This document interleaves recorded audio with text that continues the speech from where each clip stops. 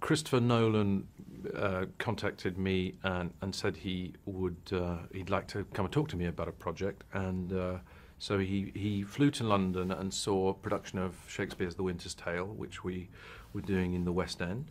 And the next morning I met him, and he was absolutely brilliant in his analysis of the play and the experience of the play. So it was fascinating to hear that go. I thought it was a great treat to have a kind of workshop on the sort of dramaturgy behind The Winter's Tale from a really passionate and intellectual outsider. But anyway, so that took up half the morning, and then the other half of the morning he said, "Look, I've written this film called Dunkirk, and there's a part in it I'd like you to play." And he took me through what he intended, and but the truth is, as it were, he got me at hello. So it was the filmmaker. So who is Commander Bolton? What's going on with him? Commander Bolton is a naval commander in this film in charge of the safe evacuation of men from the mole, the long breakwater that stretches into the ocean at Dunkirk, and we were able to film there and to try and recreate some of the challenges that were mounting this operation in that particular part of it, which was to get as many of those 340,000 men off the beach as possible. So he dealt with being bombed and with the difficulty of the tidal system, which meant big boats couldn't get in easily for half of the time, and was constantly under pressure, both in terms of actual enemy attack and stress and lack of sleep across the days of the operation. And he's based on a number of real individuals whom Chris Nolan had researched, and he becomes a sort of a representative of what was happening at sea. I now know from you that Nolan is a great drama critic, but the other thing I know, having heard him say it many times in the last 2 days, is how he likes to shoot things for real. So yes. You really were on the mole. Yes, and you're not against green screen, and presumably that's got to add a flavour and a context to it. Yes, I think that across any shooting day you just have the real sense of how, particularly by the ocean, the temperature, the wind, the weather in general varies enormously and dramatically.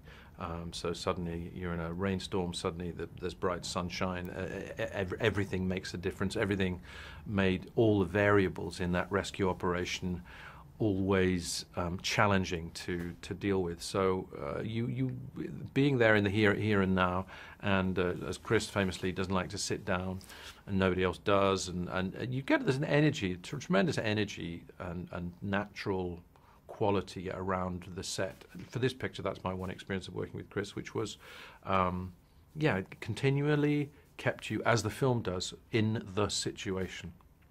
One of the things the film shows very well is how young most of the people were involved. But of course, Bolton is an older character. What's Bolton's perspective on the whole event? You get the sense with characters that, like the Bolton or Mark Rylance's character, that these are people who've probably been through the previous Great War, the war to end all wars, and I think that they are, in a way, they represent a certain kind of paternal solidity, a certainty that that generation who know what it's like will either come for you or they will stay here and be by your side while they see what they have been through before, and whilst they also understand, having been through warfare themselves, the fragility of it and the necessity of helping and trying to get people home.